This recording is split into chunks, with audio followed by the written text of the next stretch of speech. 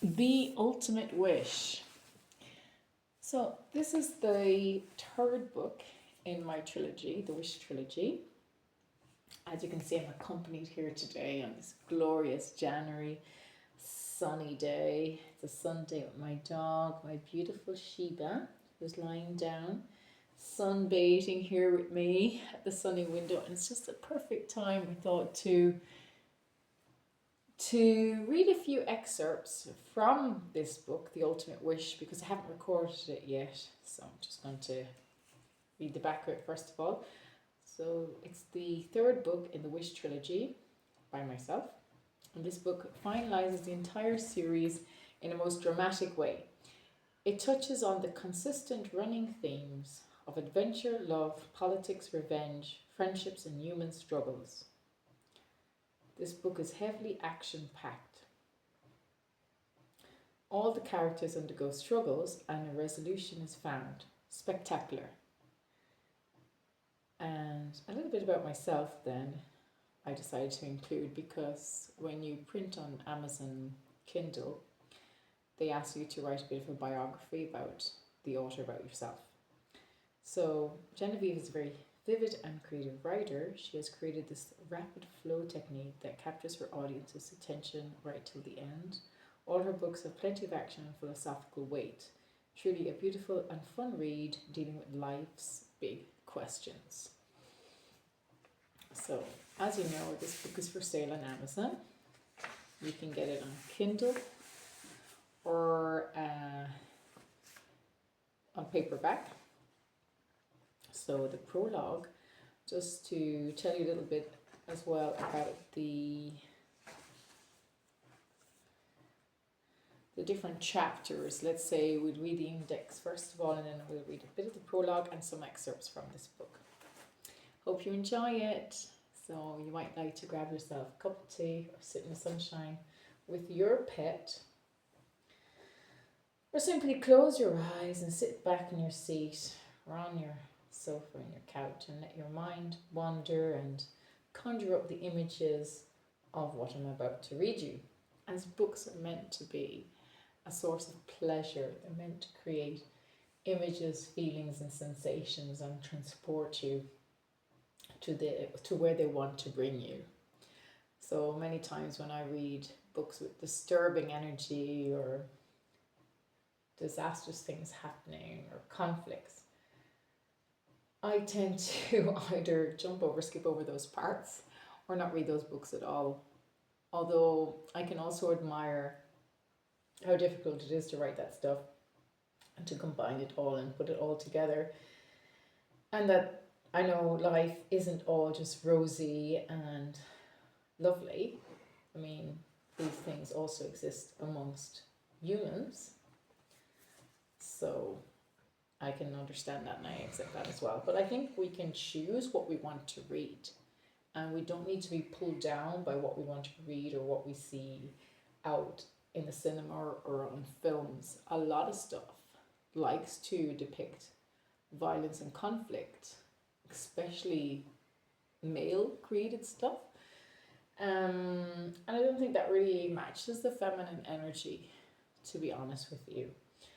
So, and I think we are now going towards a more harmonious world. We don't need any of the hurt and violence and conflict. I mean, there's no happiness to be found in that, in hurting others. So I don't want to read about hurt. So this book, The Ultimate Wish, its index is as follows. Chapter 1, The Realms of Hell.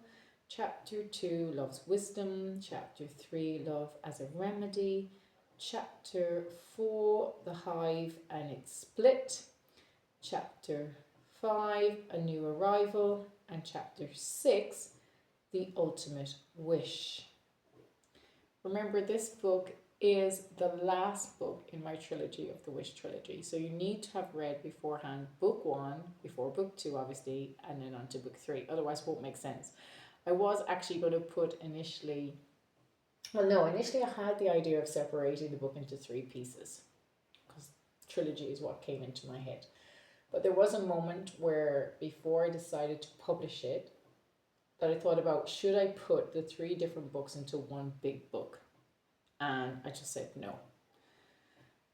I think they deserve their separate, their separation, although the whole story is linked together. But they also deserve to stand on their own, because the story goes off in different tangents completely.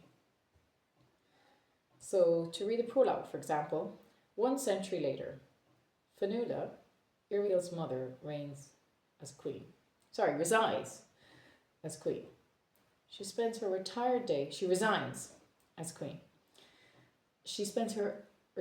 days painting and singing in the mighty mounts. And we know what they are from book 1. She talks to her deceased husband, Jarla, every night before going to bed. Iriel reigns well in the human kingdom, while Drone's daughter, Drone, we must remember, was a dragon in book 2, reigns the animals' kingdom.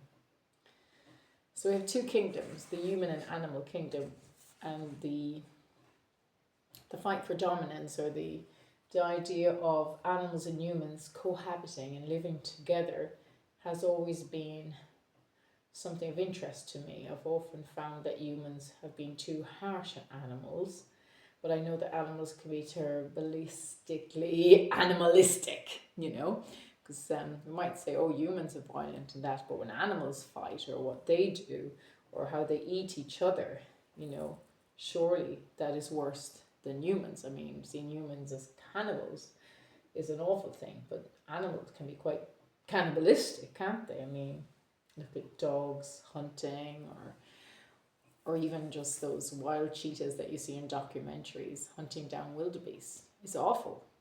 Is this really the natural law of nature?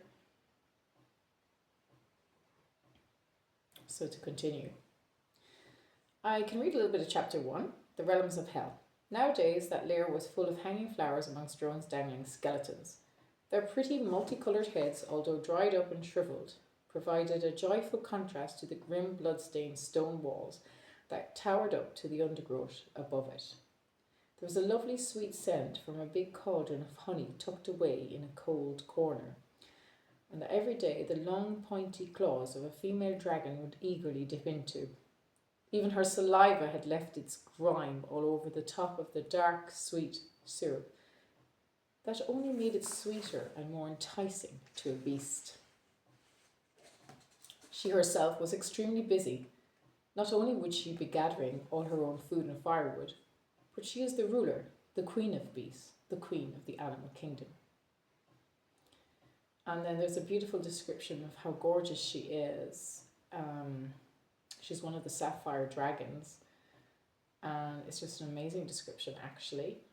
But I'd love to save that for you to read yourself. When you buy the book, or just download on Kindle, they're super cheap. And these are short stories that are just wonderful to read as well. They're not too long. Now, I've written this book quite a while back, so I'm trying to find the interesting parts here that you might enjoy to hear, as I just give you a quick taste and sample about what this book is all about. So I'll just read a couple of excerpts. Deirdre's reaction was fierce as she arose with a great thunder, swished and banged her long silvery tail up and down and all around. Dragons are beasts of action, and they don't sit around thinking too long.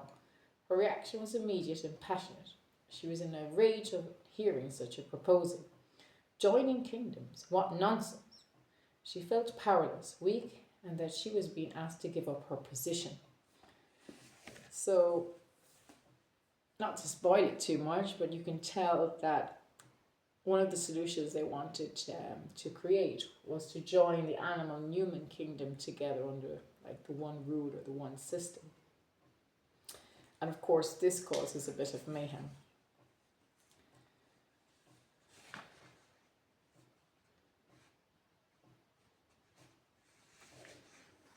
So let me see if I can find another bit here to read for you.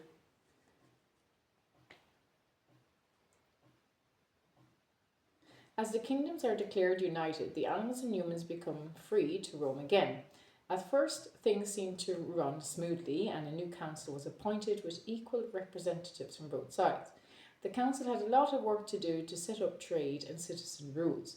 Ulysses, which is a unicorn that we met already previously in book 1, and Crink, a fabulous crab friend, were the two main council leaders, the former representing the beasts and the latter the humans. Ultimately, out of protocol, they would always consult the king and queen before any law was made.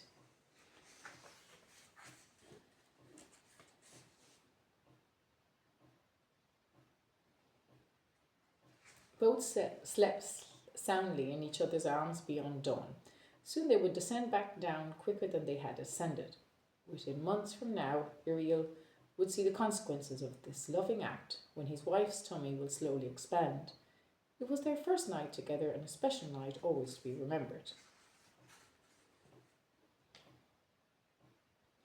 Deirdre was frantic and stressed on discovering what was happening, and she didn't even know if Iriel was alive. She remained trapped in her lair, wondering how to get out and what to do. So we'll leave your imagination run wild on that one as well.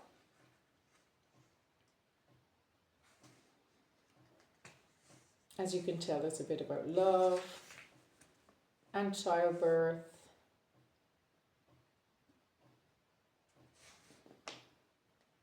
The magic as well behind the unicorn's power. And, oh yes, of course, the amazing magical stone, the hex, comes back into the story as well. Crink's companion and now recent enemy, Ulysses, had a better plan in mind. He knew that the Wishing Woods would save the kingdoms, and so it headed out to sea in search of them. As we know, unicorns can fly invisibly, but unfortunately this great effort is so exhausting that it cannot be carried out for too long. Ulysses hadn't even thought of the hex. It was so long forgotten about. We should leave the rest up to your surprise here as well.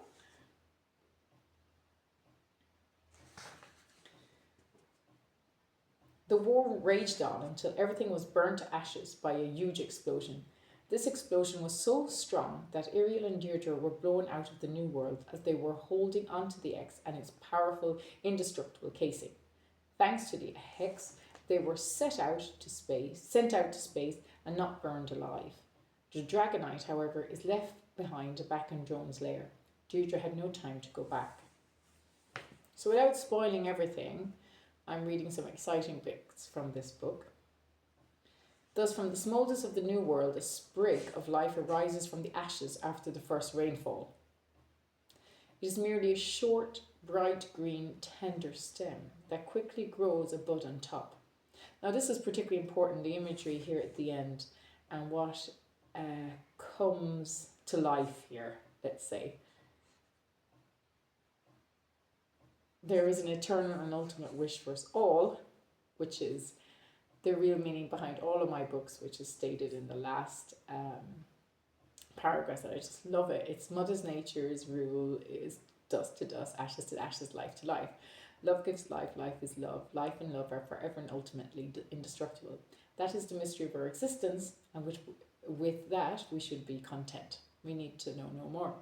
We should give love and life as often and as much as we can. That is my eternal and ultimate wish for us all.